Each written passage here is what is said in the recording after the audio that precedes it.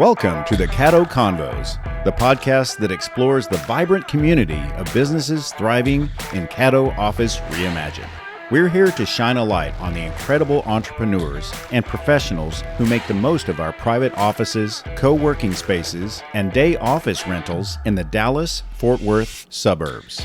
Join us as we share their stories, celebrate their successes, and dive into the benefits of working in a space that's close to home but offers so much more than working from home. Let's get started with today's conversation.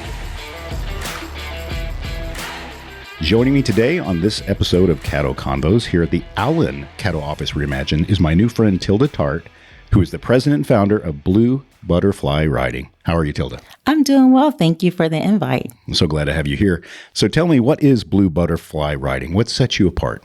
So Blue Butterfly Writing is the company that I own. It's an international company. I write children's books for adults and kids that are on the spectrum and for disabled veterans.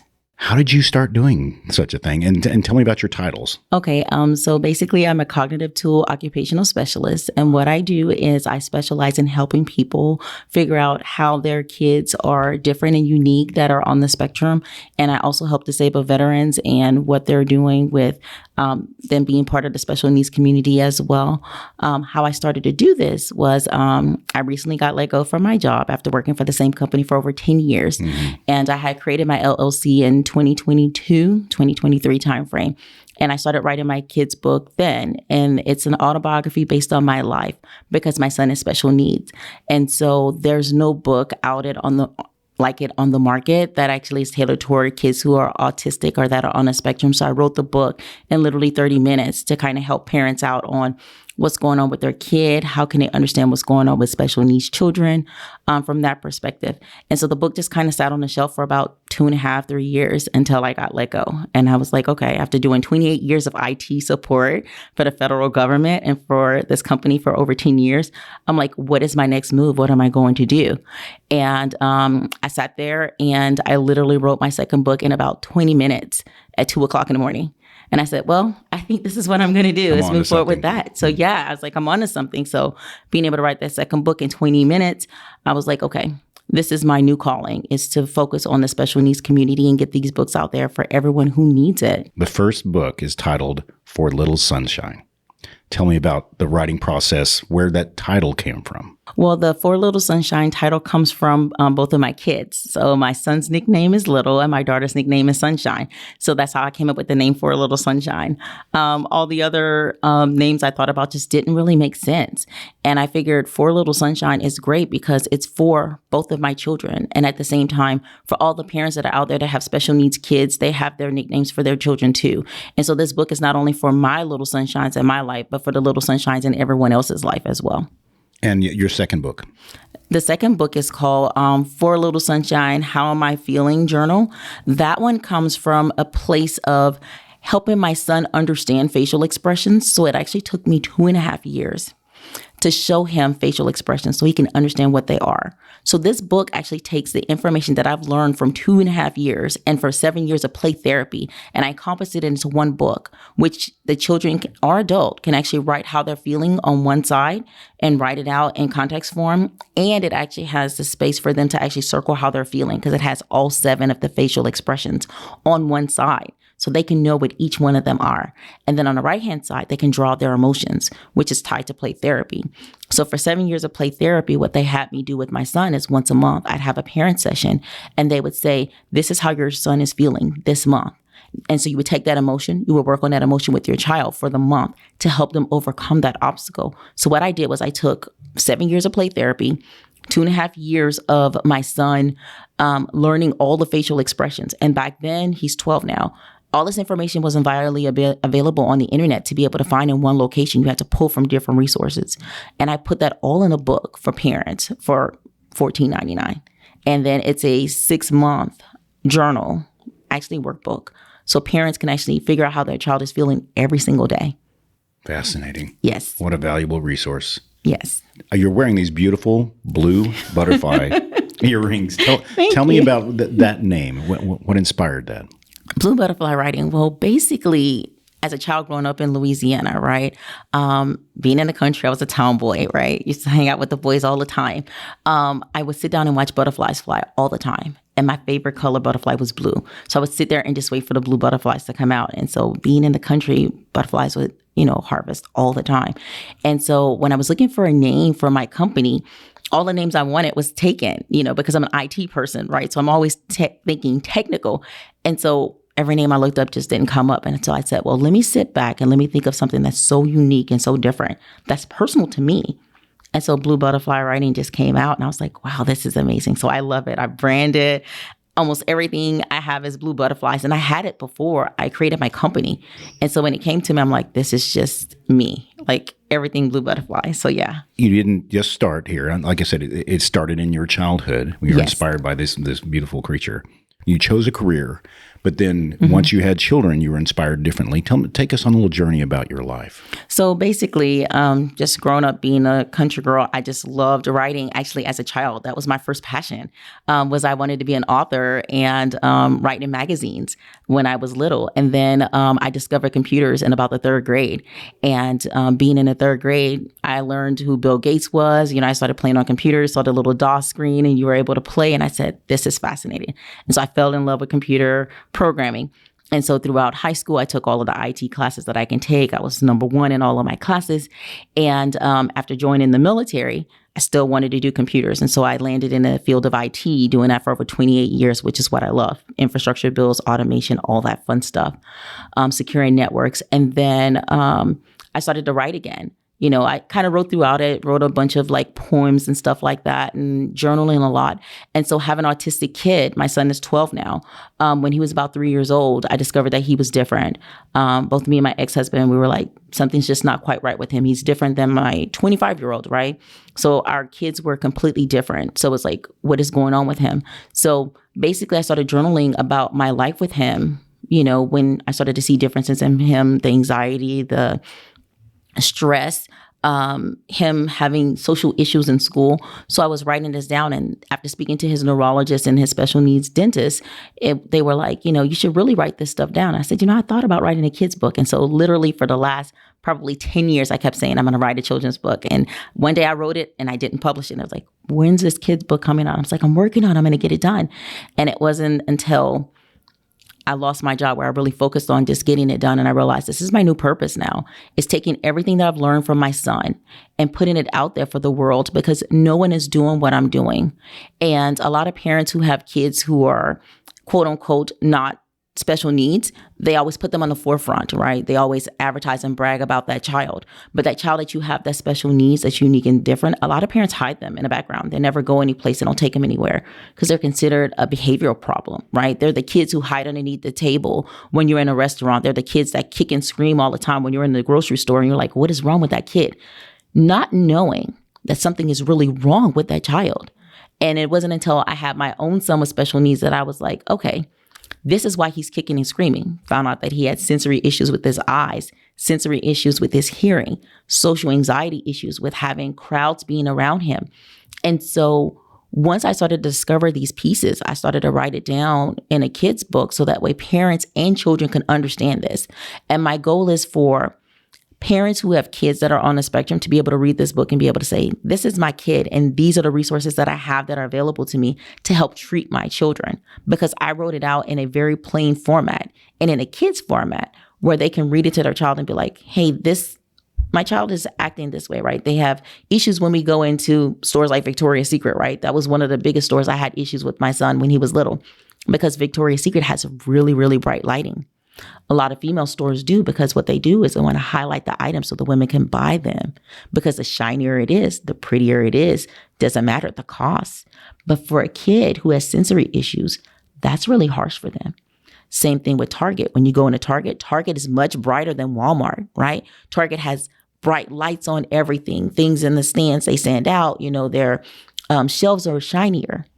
Special issues, social issues with my son as well. And so I realized I couldn't take him shopping with me. So I would go shopping in the middle of the day, or I just started buying stuff on Amazon because it wasn't convenient for me to go out with him.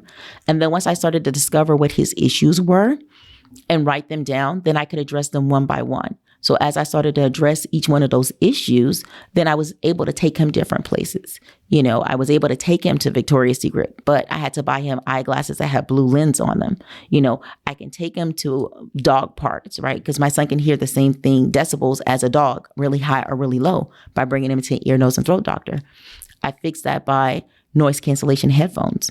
There are different things that I purchased for my son over time that I had to discover that was unique about him, so that way he can function in society. But then this way, as a mother, I can still go out and I can function in society. Because when you have a special needs kid, right, who's on the spectrum, lots of times you can't force them into situations. They kick and they scream and they holler, and you're not going anyplace. It doesn't matter what deadline you have to meet. There are many days that I was late for work because my son was kicking and screaming in the car and he refused to get out of it. And I literally had to drive back home because he was falling on the back seat, screaming and kicking and yelling.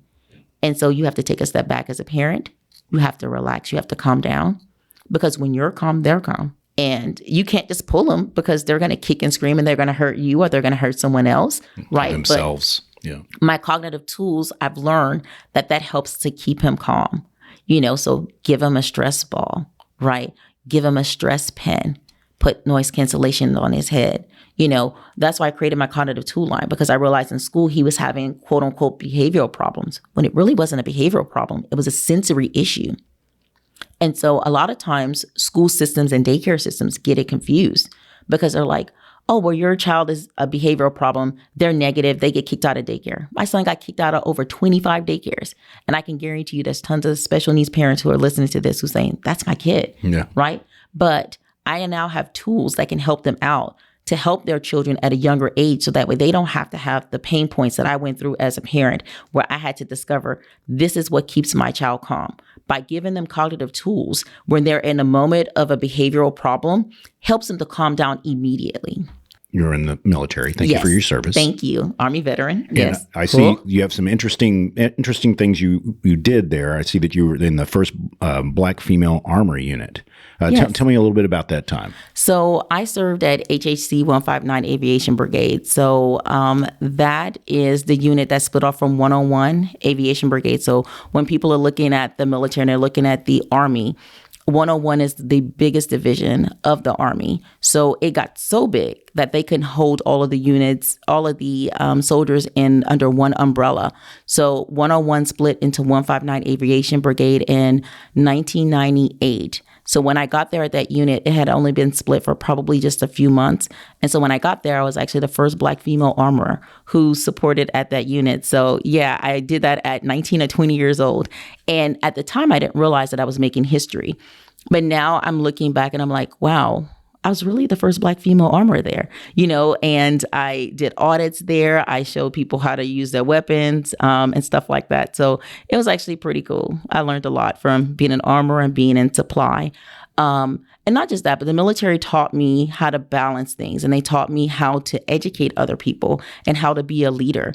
And so based on my military experience, that has helped me a lot in my own business and working in IT as being kind of the forefront and the leader of different things. So that way I wasn't afraid to run this business and to be the face of special needs, because no one wants to really do this, right? No one wants to put themselves out there as, I have a child that's different, that's unique, and that's special, right? And I can tell you some days it's really difficult, right? Because as I'm leading this business, my son got removed out of daycare, and I was like, what am I going to do with him, right? And it's like, well, he's kind of phased out now. It's okay. You take it. You take a step back, give him another cognitive tool and say, okay, this is how we're going to fix it. There's different ways to resolve issues that are going on with your child other than freaking out and causing them harm, right? Because when you freak out as a parent, when something negative happens, your child takes on that pain, right?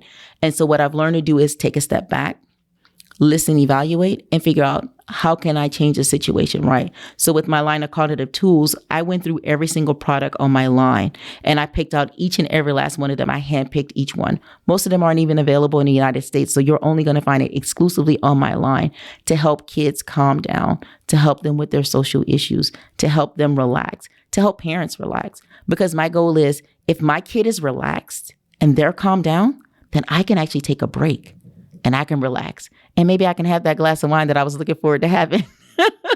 Well, and one of the reasons, you have such a storied and diverse history is one of the misconceptions I've heard for people who are on the spectrum or ADHD and whatnot is, especially younger children, is, let's say you're at Target and they're having a meltdown. Yes. And some people have a misconception of, that child is just not properly disciplined. Yes. Right. And with your history, and ladies and gentlemen, Tilda came in with 2 pages of biohistory. This woman is prepared.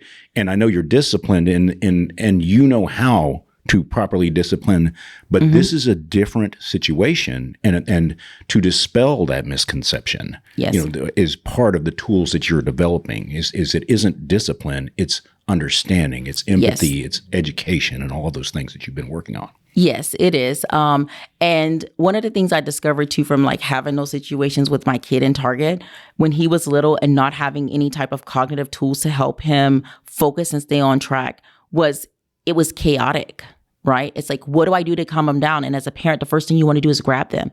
Well, when you have a kid who's special needs, you can't grab them because in that moment, they're kicking, they're screaming, they're yelling. And as a parent, you start to feel embarrassed, right? And you're like, what do I do? Because now everybody's staring at you. And one thing I learned is I blocked off the rest of the world, because that's one of the things the military teaches you is shut down, forget everybody else.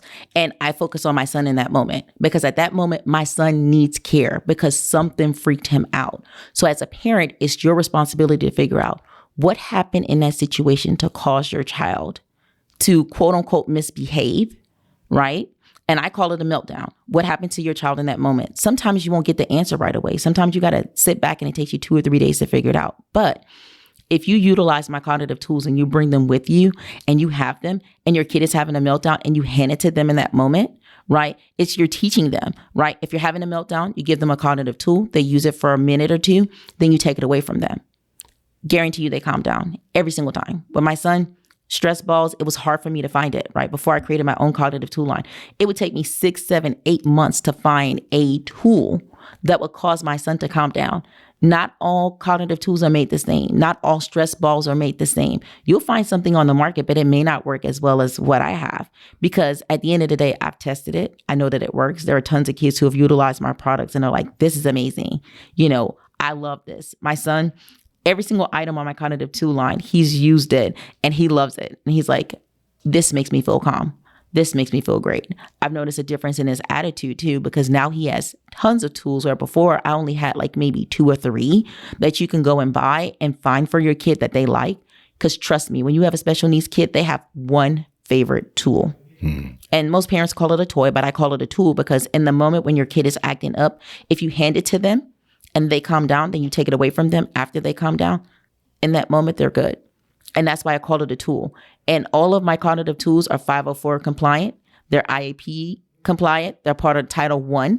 So if a parent utilizes my cognitive tool, they can actually bring it into the classroom with their child and put it as part of their IEP or their 504 program. And the school cannot restrict them from using it in the classroom. So I made sure that all of my items that I have on my line, the parents can take to the school with their kids. And I also have clear PVC backpacks so they can take all their cognitive tools, put it in the clear PVC backpack, and then their child can see everything.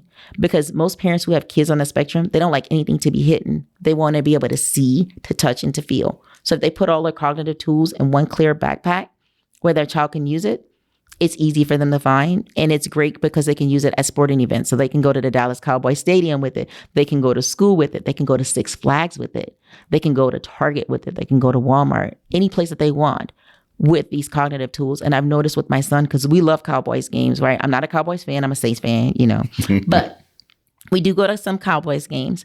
But having these cognitive tools with me, because you can bring them with you in the stadium, right? Having that with him keeps him to calm down. The noise cancellation headphones, he needs to have it on because Dallas Cowboy games are really loud. They love that music, right? My son freaks out, right? Put those noise cancellation headphones on his ear and they can bring it right through the gate, right? Very compliant. And he just puts them on. We listen to the game and we have a ball. You can check my social media. My son has been to many ball games, football games, baseball games. I love live sporting events. And I didn't want to take that away from me because my son had a noise sensory issue, right? Put those noise cancellation headphones. We can go anywhere with those babies. I keep one in each one of my vehicle and I tend to keep one in my bag So if we lose it, he always has another one, right? And he loves the blue one, so I keep multiple blues, right? This way, if he loses one, he has another one. Always have a backup. As the special needs parent, you have to always have a backup, because if you don't, that child will kick and scream and yell, and you will not have a good time. Just like I went to LA just a couple of weeks ago, and I made sure to bring several of my cognitive tools with me, because when we were walking on the Hollywood Walk of Fame, he was overwhelmed. There were so many people, there were so many vehicles, there were so many mechanical, the Amazon, vehicles, right, on the street. And that really freaked him out, because he's like, people aren't driving, those packages are on there. And I didn't realize that was going to freak him out. But having my cognitive tools with me, here you go. He can use it while we walk down the Walk of Fame. And he calmed down instantly. So I'm like, yeah, I'm onto something. Where can they find your growing, I'm sure, all types of things that you're trying out? How can they find these for themselves? Right now, you can go to my webpage at bluebutterflywriting.com. You can find it there. And you can also find it on my Shopify page, which is bluebutterflywriting.shopify.com. You can find it there as well. Yes. And check the show notes, everybody. Everything she's given me is going to be in the show notes, so you can click right through and find those. That's really important work you're doing, and I appreciate it. Thank you. Oh, and there's one more thing for everyone who's listening today. You can text 26786 and you type in BBW LLC for Blue Butterfly Writing LLC, and you'll have access to my newsletter. And the great part about the newsletter is it'll help parents to understand facial expressions. I just wrote it down on mine, not on yours. Excellent. Well, I'll put that in the show notes as well. Yes. So scroll down, everybody, for that offer. Awesome. Yes. So that will definitely help parents out. And my goal is to help support parents as much as I can. I'm going to be teaching classes actually next week here at Caddo, right? I rented off the conference room, and I'm going to have the first ever social group for kids on the spectrum. So it's open from kids age 12 up to 17. This way they can come and they can interact together. I'll have snacks and food. I have really good discounts right now, 2-for-1 pricing for the first couple who enroll into this program. And this is something I plan on keeping up monthly, because kids on the spectrum don't really have any place to go once they age out of, daycare. And so my goal is to create a safe environment for young people to come together that are like-minded. So if they have ADHD, they have ADD, they are fully on the spectrum, Asperger's, they're blind, or they have any issues, they can all come and they can bring a sibling to the social club. And my goal is, once it grows and I can see that it's really forming, then I'm going to take them to other cities as well. So I will have that here. And the parents who don't want to leave their kids alone can actually hang out in the beautiful break room that we have here, and they can network with other like-minded parents, because you want your kids to make friends. But at the same time, as a parent, you want to interact with other parents too that are like-minded just like you. So my goal is to bring community together to have them interact here. That's yes. Excellent. Excellent. Give a message of hope as we close the show to those who have just started the journey that you're on. So a message of hope that I will give all the parents that are out there is, there is a solution to your problem, right? That you're not the only one that's going through this.